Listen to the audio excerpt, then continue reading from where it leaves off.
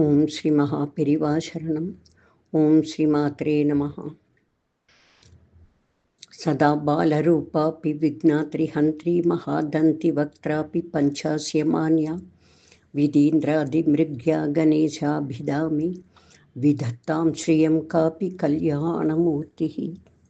மாதக்ஷணம் ஸ்னபய மாம் தவ வீக்ஷிதேன மந்தாக்ஷிதேன சுஜனை அபரோக்ஷிதேன காமாட்சி கர்ம திமிரோத்கர பாஸ்கரேண ஸ்ரேயஸ்கரேண மதுபத்யுதி தஸ்கரேண. சதாசிவசமாரம்பாம் சங்கராச்சார்யமத்யமாம் அஸ்மதாச்சார்யபர்யந்தாம் வந்தே குருபரம்பராம். ஸ்ருதிஸ்மிருதிபுராணானாம் ஆலயம் கருணாலயம் நமாமி பகவத்பாதம் சங்கரம் லோகசங்கரம். அபார கருணா சிந்தும் ஞானதம் சாந்தரூபிணம் ஸ்ரீசந்திரசேகரகுரும் பிரணமாமி முதான்வகம். ஐங்கார ஹ்ரீங்கார ரகஸ்யயுக்த ஸ்ரீங்கார கூடார்த்த மகாவிபூஜ்ய ஓங்கார மர்ம பிரதிபாதினீப்யாம் நமோ நம ஸ்ரீ குரு பாதுகாபியாம். அடுத்தது 4வது ஸ்லோகம். மோக்ஷ பிரதானமான அம்பாளின் பாத கமலங்களின் நிகரற்ற சக்தியை கூறுவது. த்வதன்யஃ பாணிப்யாம் அபயவரதோ தைவதகணஹ த்வமேகா நைவாசி பிரகட்டிதவராபீத்யபிநயா பயாத் த்ராத்தும் தாத்தும் பலமபி ச வாஞ்சாசமதிகம் சரண்யே லோகானாம் தவ ஹி சரணாவேவ நிபுணௌ.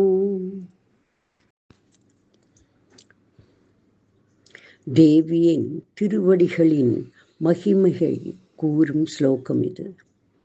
மற்ற தேவதைகள் கைகளால் கொடுக்கும் போகங்களை தேவி தனது கமல பாதங்களால் அருள்கிறாள். அவளது திருவடிகள் பூஜிக்க தகுந்தது, அதன் மகிமை அளவிட முடியாதது என்று கூறப்பட்டுள்ளது. இந்த ஸ்லோகத்தை தியானிப்பதால் சகல வித்தைகளை கற்கும் பாக்கியம் கிட்டும் என்பதாம்.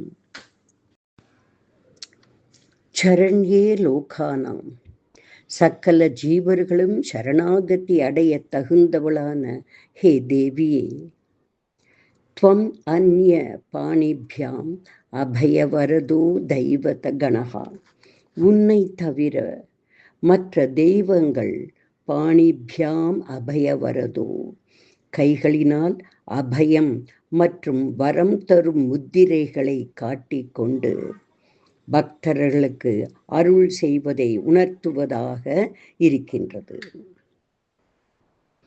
அவர்களின் திருக்கரங்கள் ரட்சிப்பதை காட்டும் வரங்கள் அருள்வதாக அமைந்திருக்கும். த்வம் ஏகைவ நைவாசி பிரகட்டிதவரா பீத்யபிநயா, நீ ஒருவள்தான் அம்மா. பிரகட்டிதவரா பீத்யபிநயா, மோட்சத்தையும் போகத்தையும் கைகளின் முத்திரையால் பிரகடனப்படுத்தாமல் இருக்கிறாய். அம்பாளின் இரு கரங்களிலும் பாசம், அங்குசம், மலர், அம்புகள், கரும்புவில் என்றுதானே ஏந்திக் கொண்டிருக்கிறாள். ராஜராஜேஸ்வரின் திரு உருவ சிலைகளில் அபய வரத முத்திரைகள் காணப்படாது. பின் எப்படித்தான் அம்பாள் அனுகிரகம் செய்கிறாள்? பயாத் திராத்தும் தாத்தும் பலம் அபிச்ச வாஞ்சாசமதிகம் சரண்யே லோகானாம், சம்சார பயத்திலிருந்து ரட்சிப்பதற்கும் வாஞ்சாசமதிக்கம் விரும்பியதை அடைவதற்கும் உன் திருவடிகளில் சரணம் என்று அடைக்கலம் தேடி வரும் பக்தர்களுக்கு தவஹி சரணாவேவ நிபுணவ், உன்னுடைய கமல திருப்பாதங்களே நிபுணவ். அனைத்தும், அதாவது அபயத்தையும் வரத்தையும் அருளும் சக்தி படைத்தது அல்லவா.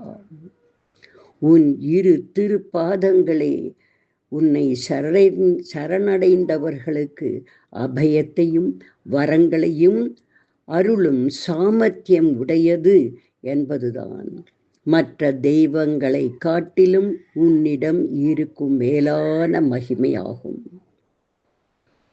பராசக்தியின் சிலைகளில் அபயவரத முத்திரைகள் கரங்களில் இருக்காது. இந்த கருத்தை கூறுவது இந்த ஸ்லோகம். இதேதான் மூக்க பஞ்சசத்தியில் பாதாரவிந்த சதகத்தில் 12வது ஸ்லோகத்தில் துலா கோட்டி துவந்த்வ என்று தொடங்கும் ஸ்லோகத்தில் மூக்கர், அம்மா, க்ஷண நேரம் என் தலை மீது உன் பாதங்களை வைத்து என்னை பரிசுத்தமானவனாக செய்யேன் என்கிறார்.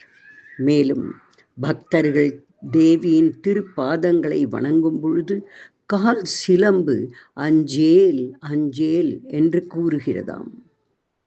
22வது பாடலில் கதா தூரி கத்தும் என்கிற ஸ்லோகத்தில் கடும் பாவத்தினால் உண்டாகும் துன்பத்தை ஒரு நொடியில் போக்க வல்லது தேவியின் திருப்பாத தரிசனம் என்கிறார் மூக்கர். ஆக அம்பாளின் திருவடிகளை தியானம் செய்து வணங்குவது மிகுந்த பலன் அளிக்கும். அவளுடைய திருவடிகளே அனைத்து சுபிக்ஷத்தையும் கொடுக்கும். நாம் வணங்கும் அம்பாள் படத்தில் உள்ள அவளது திருப்பாதங்களை நாம் தரிசிக்கும் விதத்தில் அது தெரிய வேண்டியது அவசியம். திருவடி தரிசனம் சரணாகதி தத்துவம். ஓம் தத் சத். 5வது ஸ்லோகம். ஹரிஸ்வாம் ஆராத்ய பிரணத்த ஜன சௌபாகிய ஜனனீம் புரா நாரி பூத்வா புரரிபுமபி க்ஷோபம் அனயத் ஸ்மரோபி த்வாம் நத்வா ரதிநயன லேஹ்யேன வபுஷா முனீனாம் அப்யந்தஹ பிரபவதி மோகாய மகதாம். சென்ற ஸ்லோகத்தில் அம்பாளை சரணடைந்தவர்களுக்கு அவள் திருவடிகளே அனுகிரகம் செய்யும் சக்தி பெற்றது என்பதை அறிந்தோம். அதுவும் எப்படிப்பட்ட சரணாகதியாக இருக்க வேண்டும்? சரீரம், வாக்கு, மனது இந்த 3 கரணங்களாலும் பக்தியோடு சரணமடைந்தோர்க்கு, அதாவது நமஸ்கரிப்பவர்களுக்கு அம்பாள் சகல சௌபாகியத்தையும் அருள்கிறாள்.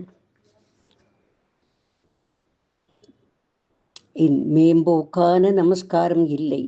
ஆத்மார்த்தமான நம்பிக்கையும் பக்தியும் பூரணமாக நிறைந்த நமஸ்காரமே அம்பாள் ஏற்றுக்கொண்டு அருள்கிறாள். ஹரிஸ்வாம் ஆராத்ய பிரணத்த ஜன சௌபாகிய ஜனனீம். ஹே தேவி, பிரணத்த ஜன சௌபாகிய ஜனனீம், அதாவது சரீரம், வாக்கு, மனஸ் இவற்றால் நமஸ்கரிக்கின்றவர்களுக்கு எல்லா சௌபாகியத்தையும் அருள்கின்றவளான உன்னை மகாவிஷ்ணுவானவர் பூஜை செய்கிறார். புரா நாரி பூத்வா புரரிபுமணி க்ஷோப அனயத்து. மகாவிஷ்ணு முன்னொரு காலத்தில் ஸ்திரீரூபம் எடுத்து திரிபுராசுரனை கொன்று அதிக கோபத்தில் இருந்த பரமேஸ்வரன் முன் தோன்றி அவர் மனதில் சஞ்சலத்தை உண்டு பண்ணினார். கோபத்தில் இருந்தவரை மோகத்தில் ஆழ்த்தி சாந்தமடைய செய்தார். அதாவது மோகினி அவதாரம் எடுத்து சிவனை மோகத்தில் ஆழ்த்தியதை குறிக்கிறது இந்த வரி. அடுத்து ஸ்மரோபி த்வாம் நத்வா ரத்திநயன லேஹ்யேன வபுஷா. ஸ்மரன் அப்படின்னா மன்மதன். மன்மதனும் உன்னை நத்வா, அதாவது நமஸ்கரித்து அவர் பத்னி ரதி தன் கண்களால் அனுபவிக்க தகுந்த ஷரீரத்தை அடைந்தான். பரமசிவனால் பஸ்பமான மன்மதன் தேவியின் அருளால் ரத்திக்கண்களுக்கு மட்டும் தெரியும்படியான சரீரத்தை அடைந்தான் என்றும் கூறப்படுகிறது. இப்படிப்பட்ட மன்மதன் முனீனாமபி அந்தஹ பிரபவதிஹி மோகாய மகத்தான், மகான்களுக்கும் மகரிஷிகளுக்கும் கூட மனதிற்குள் மோகத்தை உண்டு பண்ணக்கூடிய பிரபவதி சாமர்த்தியத்தை மன்மதன் அடைகிறான். அதாவது தேவியை ஆராதித்து அவளுடைய அனுக்கிரகத்தை பெற்ற மகாவிஷ்ணுவானவர் மோகினி அவதாரம் எடுத்து கோபத்தில் இருந்த பரமசிவனிடம் மோகத்தை உண்டு பண்ணி அவரை சாந்தப்படுத்தினார். மன்மதனும் அவ்வாறே அம்பாளை ஆராதித்து அளவிட முடியாததான சௌந்தரியத்தை பெற்று தன் மனைவி ரதி தேவியையும் உலகத்தில் உள்ள அத்தனை ஜீவர்களையும் வசப்படுத்தி மோகம் என்னும் வலையில் விழச் செய்கிறான். மகரிஷிகளும் மோகத்திற்கு அப்பாற்பட்டவர்கள் இல்லை. விஸ்வாமித்திரர் மேனகா என்கிற அப்சர கன்னியிடம் தன் வசம் இழந்து சாக்குந்தலை பிறக்க காரணமானார் அல்லவா? இப்படி மன்மதனும் மகாவிஷ்ணுவும் அம்பாளை ஆராதித்து தங்களுக்கு தேவையான வரங்களை பெற்றனர். இப்படி இருக்கும் பொழுது மனிதர்கள் அம்பாள் ஆராதனை செய்ய செய்ய சகல சௌக்கியத்தையும் அடைகிறார்கள் என்பதே இந்த ஸ்லோகத்தின் கருத்து ஆகும். ஸ்திரீ புருஷ வசியம் அருளப் பெறுவர். ஓம் தத் சத்து. இனி 6வது ஸ்லோகம் அம்பாளின் கடைக்கண்ணின் மகிமை பற்றி கூறுவது. தனு பௌஷ்பம் மௌர்வி மதுகரமயி பஞ்சவிசிகாஹ வசந்தः சாமந்தோ மலயமருத்தாயோ தனரதः ததாப்யேகம் சர்வம் ஹிமகிரிசுதே காமபி கிருபாம் அபாங்காத்தே லப்த்வா ஜகதித அனங்கோ விஜயதே. இந்த ஸ்லோகம் அம்பாளின் கடைக்கண் கட்டாட்சம் எவன் பெறுகிறானோ அந்த புண்ணியவான் சகல ஜகத்தையும் ஜெயிக்கிறான் என்கிறது. இந்த ஸ்லோகத்தை தியானிப்பவர்களுக்கு புத்திர சந்தான பிராப்தி அருளப் பெறுகிறார். தனு பௌஷ்பம் மௌர்வி மதுகரமயி பஞ்சவிசிகாஹ. இந்த வரியில் மன்மதனுடைய ஆயுதங்களை பற்றி கூறுகிறது. அவனுடைய வில் பூக்களால் ஆனது. மௌர்வி, அந்த வில்லின் நான்கயிறு தேனீக்கள் வரிசையாக இருந்து ஒலி எழுப்புவது போல இருக்கிறது. பஞ்சவிசிகா, 5 அம்புகள் மட்டுமே இருக்கிறது. வசந்த சாமந்தக மலயமருத் ஆயோதனரதா. இந்த மன்மதனின் அமைச்சர் வசந்த காலம். மலயமருத், ஹிமயமலையின் இதமான காற்றை ரதமாக கொண்டவன். அந்த மன்மதன் உடலற்றவன், அனங்கன். ததாபி ஏகம் சர்வம் ஹிமகிரி சுதே காமபி கிருபாம் அபாங்காத்தே லப்த்வா ஜகதித அனங்கோ விஜயதே. ஹிமகிரி சுதே, ஹிமவானின் புத்திரியே, உடலற்ற அனங்கனான அந்த மன்மதன் உன்னுடைய கடை கண்களிலிருந்து காமபி கிருபாம், வர்ணிக்க முடியாத கிருப்பையை அடைந்ததனால் இந்த ஜகத்தை ஜெயிக்கிறான் அல்லவா? இப்படி புஷ்பத்தை வில்லாக, நான்கயிறு வரிசையான தேனீக்கள், வசந்த காலம் அவனது அமைச்சர், காற்று அவன் ரதம், 5 தாமரை புஷ்பங்கள் அம்புகள், இவைகளை அந்த உடலற்ற மன்மதனானவன் யுத்த சாதனங்களாக கொண்டு சமஸ்தமான லோக்கங்களையும் தன் வசமாக்கி கொண்டு இந்த ஜெகத்தை ஜெயிக்கிறான் அல்லவா? அதற்கு காரணம் உன் கருணா கட்டாட்சத்தின் கிருப்பையை பூரணமாக பெற்றிருக்கிறான் என்பதே.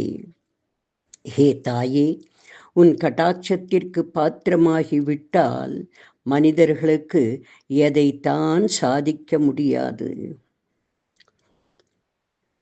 என்று அம்பாளின் தயை மிகுந்த, காருண்யம் மிகுந்த கடைக்கண் பார்வையின் மகிமை இந்த ஸ்லோகம் எடுத்து கூறுகிறது. ஓம் தத் சத். ஓம் ஸ்ரீ மாத்ரே நமஹ. அதிமதுர சாபஹஸ்தாம் அபரிமிதா மோக பான சௌபாக்யாம் அருணாம் அதிசய கருணாம் அபிநவ குலசுந்தரீம் வந்தே. ஸ்ரீ வித்யாதீசரச்சித சூர்ணிகா ஸ்ரவணபட்டனானந்திதானாம் சம்பிராப்தித ஆயுராரோக்ய சௌந்தர்ய வித்யா புத்தி புத்திர பௌத்திர களத்ரை ஐஸ்வர்யாதி சகல சௌக்கியப்ரதே ஸ்ரீ திரிபுவனேஸ்வரி ஸ்ரீமத் கமலாம்பிகே பராசக்தே மாதः நமஸ்தே நமஸ்தே நமஸ்தே. பாஹி மாம் பாஹி மாம் பாஹி மாம் தேவி துப்யம் நமः.